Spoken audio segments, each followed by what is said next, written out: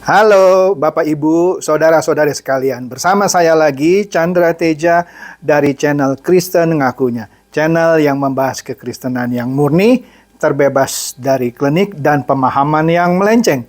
Bagi Anda yang belum subscribe channel saya, silakan subscribe channel saya. Tekan loncengnya agar Anda dapat notifikasi setiap kali saya mengupload video-video saya. Oke, pada kesempatan kali ini saya akan membahas pastinya sebuah topik yang menarik lagi, yaitu ujian kelegaan versus ujian kesesakan. Apa itu Pak ujian kelegaan versus ujian kesesakan? Jadi begini, siapa sih di antara Anda yang mau hidup dengan masalah dan masalah? Jujur pasti tidak ada yang mau kan? Kalau bisa Anda hidup, kalau bisa, tanpa ada masalah kan? Misal, penghasilan cukup, tidur nyenyak, rumah tidak bocor, anak-anak semuanya rajin, penurut, ya. Bisnis atau usaha atau pekerjaan, tidak ada hal-hal yang mengganggu kehidupan Anda, ya. Anda bisa makan cukup, bahkan makan enak, bisa jalan-jalan ke luar kota atau bahkan ke luar negeri setiap tahun. Siapa yang nggak mau kehidupan seperti itu? Pasti semuanya mau. Jujurlah, kita sebagai manusia pasti mau atau ya sebut saja merindukan atau memimpikan kehidupan yang terbebas dari masalah. Itu manusiawi. Sebaliknya juga, siapa sih orang di dunia ini yang mau hidupnya setiap hari ada masalah? Pekerjaannya bermasalah, ketemu bos yang suka menindas, ketemu teman sepekerjaan yang bisa saja sering menyakiti Anda, tidak menghormati Anda, bahkan mengkhianati Anda. Atau punya anak-anak yang bandel, punya masalah ekonomi, punya masalah di rumah, misalnya kalau setiap hujan bocor gitu ya, kalau setiap akhir bulan pendapatan pas-pasan, bahkan untuk beli token listrik aja harus ngutang. Siapa yang mau kehidupan seperti itu? Pasti tidak ada yang mau. Jadi jujurlah, ya. Dan itu manusiawi kalau orang mau hidup tanpa ada masalah. Manusiawi. Begitu juga kalau orang mau hidup tanpa hidup dengan berkecukupan. Manusiawi juga. Jadi baik orang merindukan kehidupan yang tanpa masalah atau berkecukupan, senang, ataupun menghindari kehidupan yang bermasalah, berkekurangan, banyak masalah, itu juga manusiawi. Pertanyaannya, manusia itu pastinya tidak bisa memilih. Ya, kalau dia bisa memilih, sebisa mungkin hidupnya ya dihindarkan dari masalah-masalah atau cobaan-cobaan kan. Kalau bisa milih. Nah, sekarang kita bicara dulu kalau manusia itu masuk ke dalam masalah, sehebat apapun orang ini, setinggi apapun jabatan orang ini, pangkatnya, usahanya, pasti dia akan mengalami masalah yang menyebabkan kesesakan. Nah, ketika dia mengalami kesesakan, disitulah yang saya maksud dengan ujian kesesakan. Misal, bisnis yang mula-mula lancar, menguntungkan, tiba-tiba kena masalah. Misalnya datanglah pandemi COVID-19 seperti ini. Ya kan?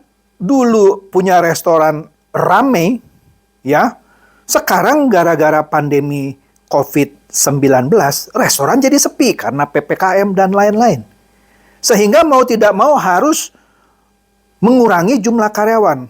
Bahkan kalau ngomong kasarnya dipecat. Atau kalau masing tidak bisa mengatasi, tutup sementara. Kalau kelamaan bisa tutup selamanya. Karena tempat itu harus dibayar sewanya. Apalagi kalau Anda sewa tempat di mall misalnya. Atau di ruko. Yang punya mall atau yang punya ruko nggak mau tahu ada pandemi COVID atau tidak. Anda tetap harus bayar sewa. Begitu juga kalau Anda karyawan. Misal Anda kena PHK. Anda belum punya rumah itu kontrak. Anda tidak punya pekerjaan, ya. Yang punya rumah, yang Anda kontrak rumahnya itu nggak mau tahu. baguslah kalau dia mau tahu kesusahan orang, kesusahan Anda yang kena PHK misalnya. Kalau dia tidak mau tahu, bagaimana Anda bayar itu kontrak? Bagaimana Anda bayar token listrik yang sebentar lagi bunyi itu? Anda mesti top up. Oke lah, sekali dua kali bisa pinjam sama teman atau saudara. Tapi apakah setiap bulan Anda harus pinjam? Nah, inilah yang namanya ujian kesesakan. Biasanya orang, menurut saya, orang agama apapun, bahkan orang yang tidak beragama apapun, ketika dia menghadapi ujian kesesakan, biasanya ya, tapi tidak selalu, dia akan bisa lebih mudah menghindari ujian kesesakannya. Salah satunya misalnya, dia kembali mendekat kepada Tuhan. Dia berdoa sungguh-sungguh, hidupnya dijaga, kemudian dia berusaha membangun hubungan yang lebih baik dengan teman-teman lamanya, mencari alternatif rezeki, cari sana cari sini dengan giat supaya bisa melewati kesesakannya. Dia berdoa, dia nangis, pokoknya dia serius supaya bisa melewati ujian kesesakannya. Betul atau betul? Cobalah kalau Anda pernah masuk ke ujian kesesakan seperti itu, pasti Anda akan bilang, iya ya, ketika saya masuk ke dalam suatu masalah yang berat menghimpit, atau tadi saya sebut ujian kesesakan, walaupun tidak terlalu mudah juga, tapi Anda bisa hadapi dan Anda bisa lewati akhirnya. Oke? Salah satu alternatifnya adalah mendekat kepada Tuhan, minta bantuan sama Tuhan, lakukan segenap kerahkan segenap kemampuan Anda, usaha sekeras mungkin, nanti Tuhan buka jalan. Biasanya begitu kan? Ya, teman-teman saya yang menghadapi, bahkan saya juga pernah melewati ujian kesesakan, dan itu walaupun berat, akhirnya bisa kita lewati. Nah, pertanyaannya, bagaimana kalau Anda masuk ke ujian kelegaan? Nah, ini yang bahaya. Justru ujian kesesakan pada umumnya tidak terlalu berbahaya ketimbang ujian kelegaan. Nah, ujian kelegaan ini apa? Ujian kelegaan adalah suatu kondisi di mana Anda mendapatkan sejumlah kelegaan, sejumlah tanda kutip berkat. Misalnya, Anda pada posisi menang proyek, Anda pada posisi naik jabatan, Anda pada posisi naik gaji. Itu disebut ujian juga, ujian kelegaan. Anda diberikan sejumlah tanda kutip yang bisa Anda anggap berkat nih dari Tuhan nih. Aku naik pangkat, naik gaji, proyek goal. Ya, orang-orang bisnis pada tutup, Anda malah melejit. Karena mungkin saja Anda berbisnisnya di bidang kesehatan.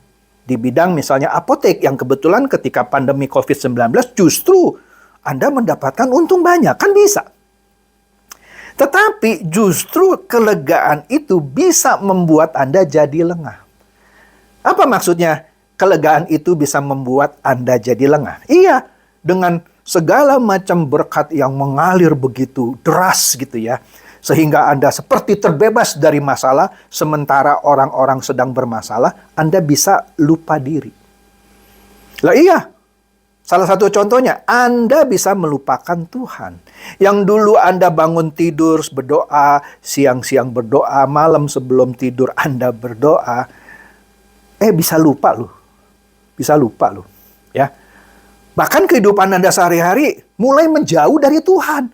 Ketimbang waktu Anda sedang dalam kesesakan. Lah itu sudah sering saya lihat. Jadi hati-hati. Berkat yang mengalir besar gitu ya. Sehingga Anda seperti terbebas dari masalah. Justru itu pencobaan dalam bentuk lain. Kadang-kadang berkat itu yang menghampiri Anda pada waktu tertentu bisa berubah menjadi pencobaan kelegaan. Cobaan kelegaan. Anda bisa jadi lupa diri, bahkan bisa lupa sama Tuhan. Ya, bisa. Ya, Anda bisa lupa bahwa Anda misalnya seorang Kristen yang harus tetap dalam keadaan apapun, melekat sama Tuhan. Jadi bisa saja dalam kondisi kelegaan Anda justru jadi menjauh dari Tuhan. Inilah cobaan kelegaan yang pada dasarnya lebih berbahaya.